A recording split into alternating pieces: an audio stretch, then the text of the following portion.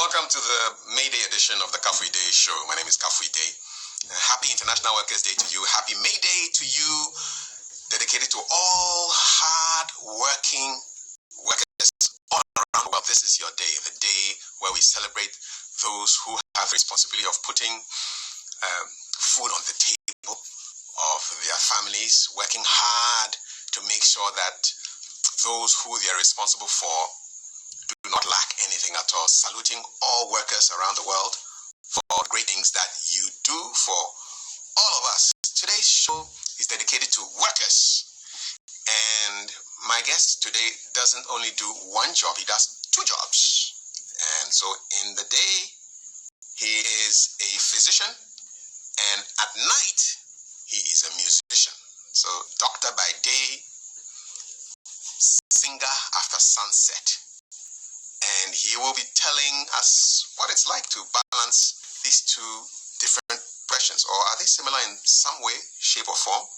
We will find out in a short while, ladies and gentlemen.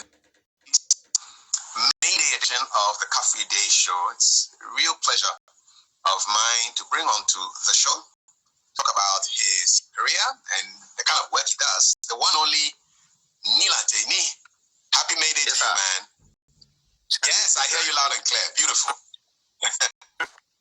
Yes, Charlie, blessed Workers' Day to you. How did you spend your Workers' Day today? Oh, Charlie, normal. It started with, we had this, let's say, I don't want to call it a concert, but we had to pass through City TV, and we did rally around the flag. Now back to concerts. To honor healthcare workers, those of them who are in the front line. And I used to once more premiere again the Humanity song, the new song that I put out. And so I'd say that maybe I started this morning with a prayer to, with a prayer for the healthcare workers. I mean, more or less. I mean, who are also workers who must be celebrated during May Day. And put it out. Indeed. Nice one. And we'll talk a bit about the music in a short while, but let's talk about your day job, because you are a physician, you're a doctor. Yeah. And what's it like to be a doctor in these times, in the coronavirus pandemic era, where there's a lot of fear and stigma and uncertainty? What's it like practicing your profession in these times? Well, we're just like everybody else. I mean, the general anxiety that everybody is having, and we are also having that same kind of thing. But sometimes when you know too much, it becomes like a curse. You know what I mean? Because now you have been trained to appreciate how very little mistake that you do can make you contract the virus. So for someone who may not have been trained, as a healthcare worker, you may take certain things for granted. You just get out of your car and walk in your house, and you think, well, you sanitized your hands, so you are okay.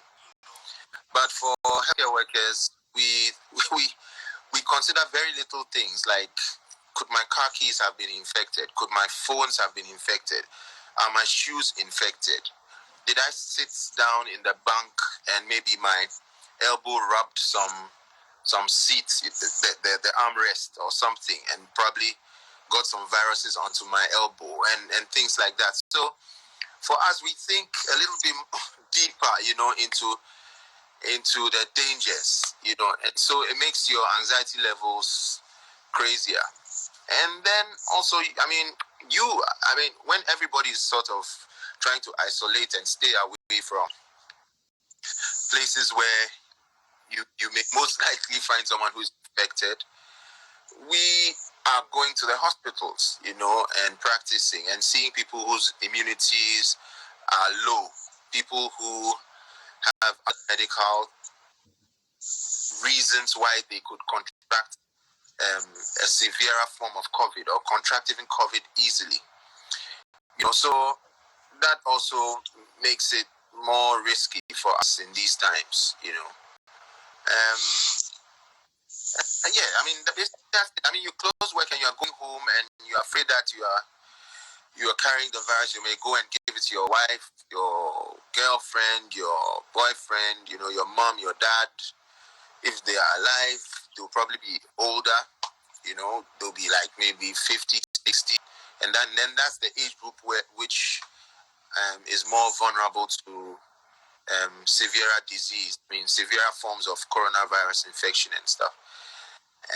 And so you always have this thing that, hey, I hope I'm not bringing something home to come and, I'll be the one who was responsible for this person getting ill or dying.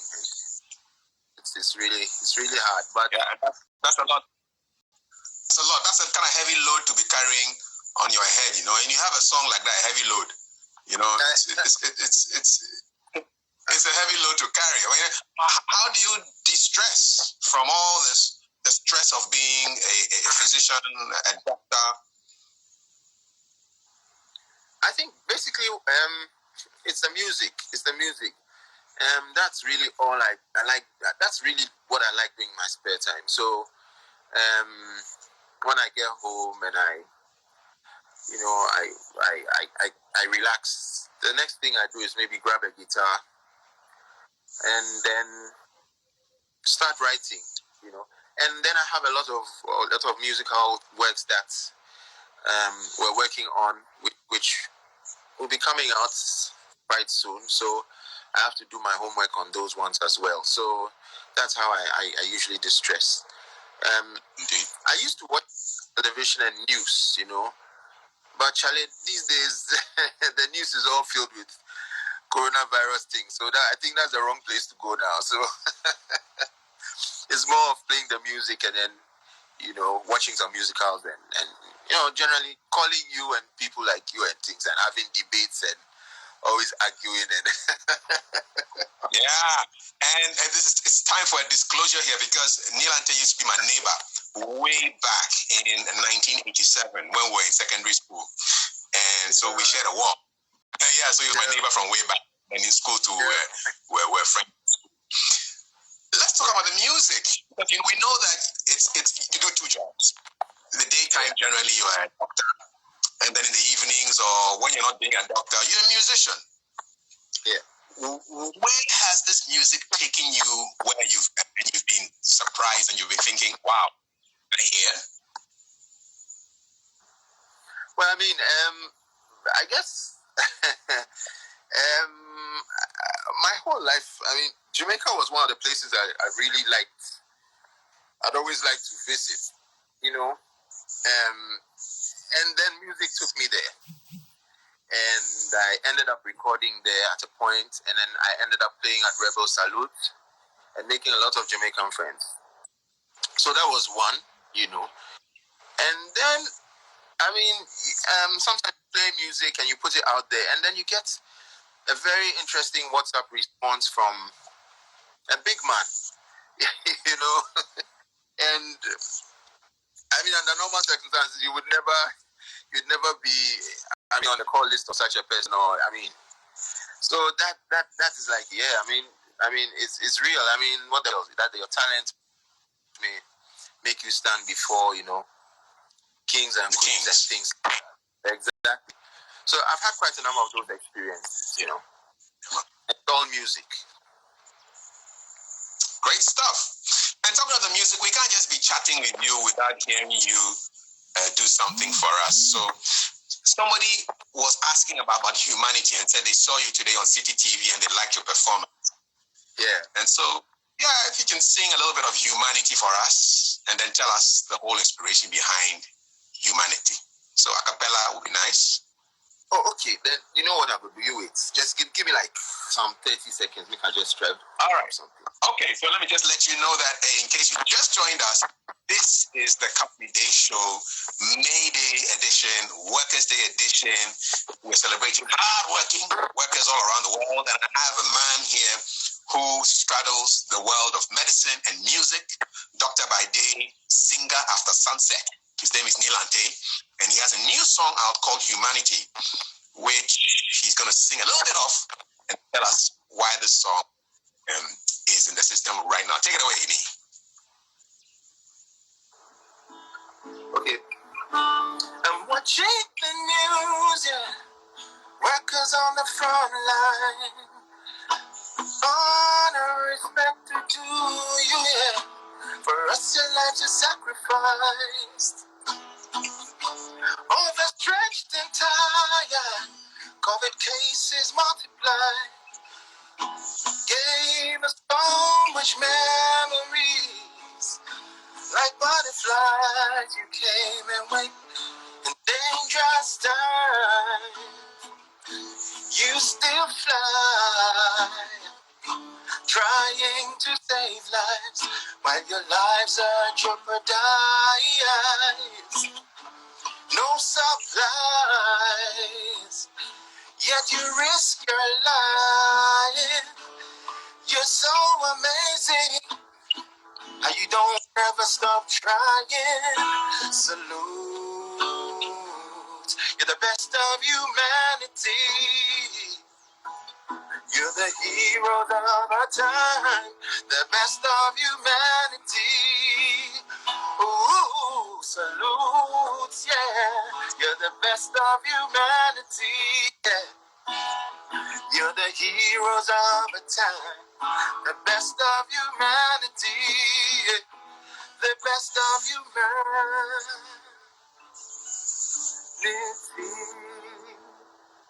Best of. Yes, the best of humanity. And we are saluting all the healthcare heroes. Tell us about the song. And I mean, I'm listening to the lyrics, and it's topical because you're talking about the news and what's going on. Do we really know how serious this is? Yeah, I mean, I don't think that we're taking it very seriously. You know, because I still see a lot of people in town who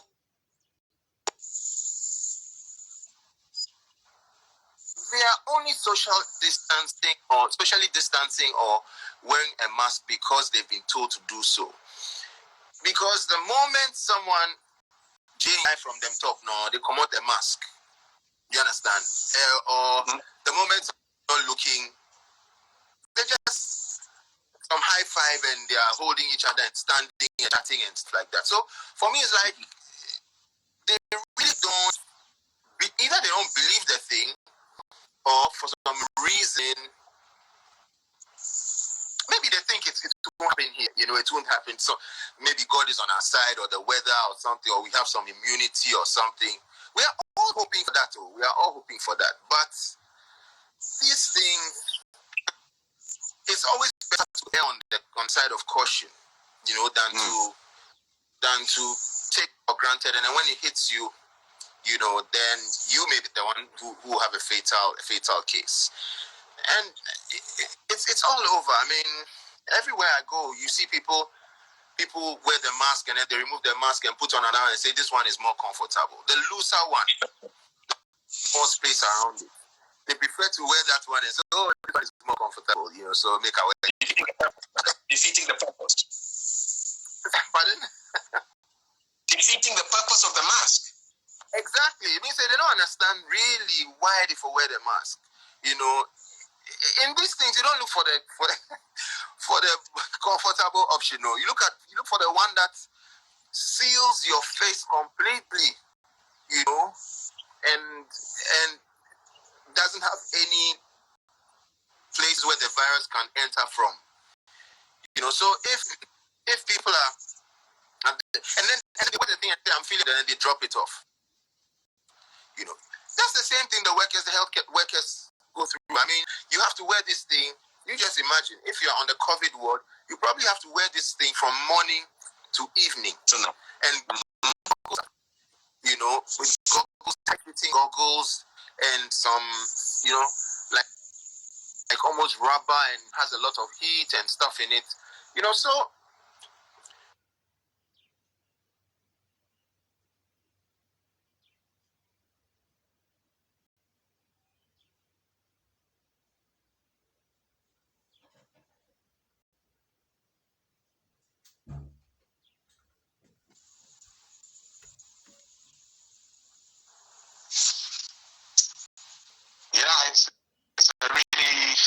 sad situation. Let's hope that people are brought to reality some way, somehow, and they know how to take care of themselves, because it's a joint responsibility. If we are not doing our part, you, the doctors, we will be failing you. Is that not correct? That is correct. That is correct. Indeed. Back to the music. We're going to be shuffling between music and medicine. How far can you take this musical journey? How far can you go with this? Oh, well, with respect to this song, or you mean generally? Generally, even beyond this song, generally, where do you see your music heading to? Well, I think the best is yet to come, and I really mean it. I mean, I'm not really saying it like a cliche kind of thing. What has happened to Knii Lante over the years is that I've been very super concentrated on the medical side of me. So the Knii Lante part has been dominating a lot. But now the KNII part, that's the musical part. Yes, sir. Yeah, yes, that's what is now finding its way out in a stronger way.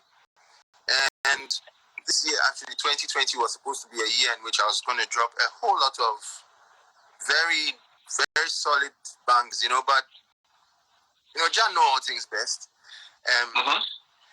But I think the best is yet to come. I have that are really amazing, and I've done some collaborations, lying there waiting to be heard, and eventually hope that this is my music. It would cross more borders and touch more lives and touch the hearts of decision makers worldwide. To spare a thought for those people who are being marginalized in our society. Especially poor, the deprived, the disabled, who, if you leave them in this capitalist kind of world, may not be able to compete or struggle. And this COVID song itself too, Charlie, let's say the whole coronavirus thing has exposed the world massively, and all this time that we've been neglecting a certain section of society. We don't care about what kind of housing they live in. We don't care about what kind of sanitation they have, whether they have water running, their water is not running, whether they have electricity. We don't care. We just care about our own little, small, comfortable spaces. This thing has exposed us that we have to care for them, because if we don't care and such diseases break out there, it spreads faster in overcrowded areas and places where they can't wash their hands that often. It will spread faster and come and hit you sitting in East Legon or West Legon or even in the Flagstaff house. So yeah, that's also one thing that I'd like to do with my music. Touch people to make the right decision. And nice one.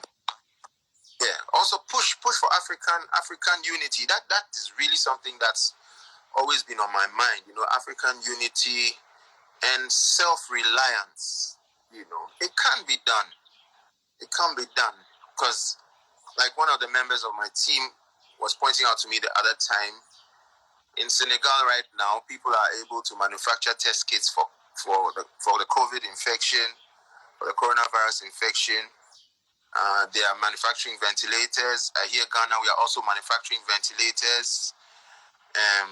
Madagascar is coming up with a drug that they think holds a lot of promise against the virus. So, we can do it. We can do it. I don't know why we don't get faith for on our inside, unless someone do from outside and come give us. So these are some that with the music. It be so. Before I let you go to enjoy the remainder of the Workers' Day, let's talk about heroes. So I know a lot of thinkers and musicians look up to you. for what you do, award-winning singer, songwriter, vocalist, musician. Who do you look up to? Who are your musical heroes? Well, I guess my hero number one is Bob Marley. I grew up on the music of Bob Marley. I listened to his lyrics, very educative, asking a lot of questions that made me start thinking, having a broader appreciation of the world, and a lot of reggae musicians like Jimmy Cliff. I like Banton a lot, but Joe Banton is one of my heroes too when it comes to reggae music. And we all can't forget Michael Jackson and Luther Vandross. All those people inspired me greatly. Fela and Nicola Kuti.